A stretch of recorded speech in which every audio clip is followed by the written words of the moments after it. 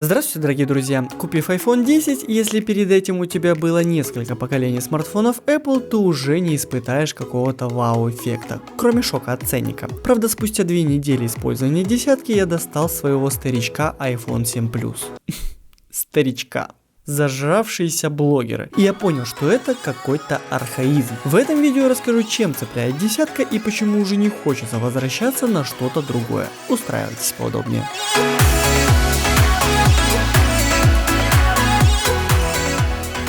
Совершая покупки через интернет, обязательно пользуйтесь кэшбэком. Благодаря надежному и проверенному сервису Мегабонус вы сможете возвращать до 40% от стоимости покупки. Работает он более чем в 300 магазинах. Разумеется, присутствует удобное расширение для браузера, которое позволяет даже отслеживать посылки. Устанавливается оно в один клик. Вывести деньги можно любым удобным способом. В качестве вознаграждения Мегабонус дарит до 50% от кэшбэка приглашенных друзей. При этом у друзей кэшбэк не уменьшается. Нужную ссылку я оставил в описании. Начнем с корпуса. Несмотря на то, что iPhone 10 незначительно больше 4,7 дюймовых смартфонов Apple, дискомфорта от этого не ощущаешь. Модель удобно лежит в руке. Конечно, это не идеальный для руки размер, как у iPhone 5s или SE, но это ощутимее лучше, а если быть более точным, эргономичнее, чем iPhone 7 Plus. В разы. Отсутствие этих, казалось бы, незначительных миллиметров по краям оказалось достаточным, чтобы почувствовать куда больший уровень комфорта. После использования такой 5,5 дюймовой лопаты, определенно имеющей и свои плюсы, как минимум правильный формат дисплея, а это я про соотношение сторон 16:9, и в джинсах присесть или даже наклониться легче, и одной рукой без перехватывания управлять проще. Как видите, все познается в сравнении.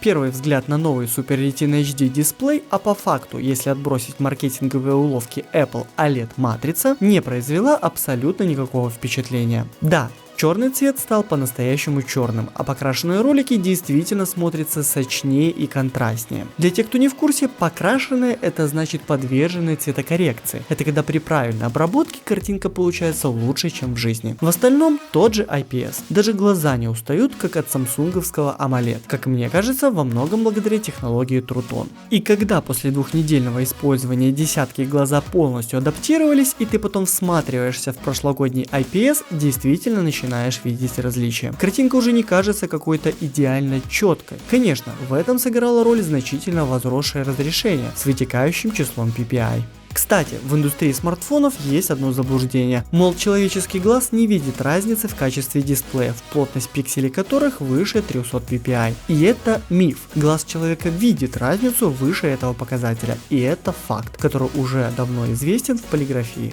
Как же все после сентябрьской презентации кричали, что iPhone без Touch ID и кнопки домой, пусть и в последних моделях сенсорной, уже не то. Я могу сказать только одно: функциональная кнопка на лицевой панели – прошлое. Новое свайповое управление просто божественное. К нему привыкаешь очень быстро. Большинству людей достаточно не более 30 минут. Это я цитирую слова Фила Шиллера, старшего вице-президента Apple по маркетингу. И уже не хочется никаких кнопок. Сворачивание приложений, удобный доступ, открытие меню многозадачности. А какое тут шикарное переключение между приложениями.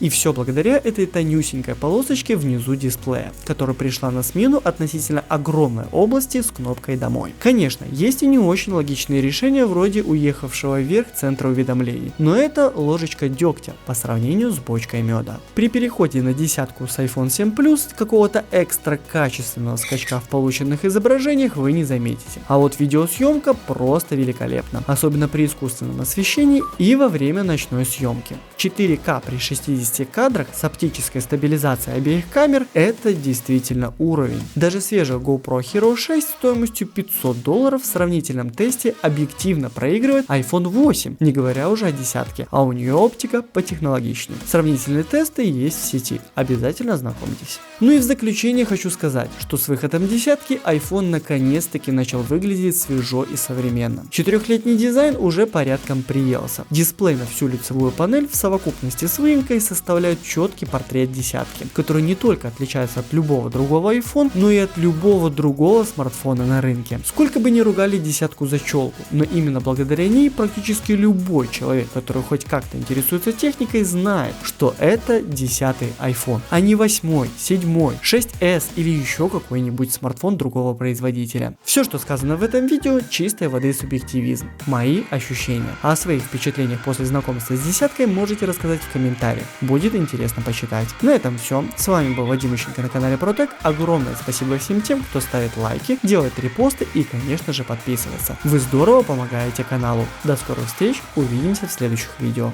Пока-пока.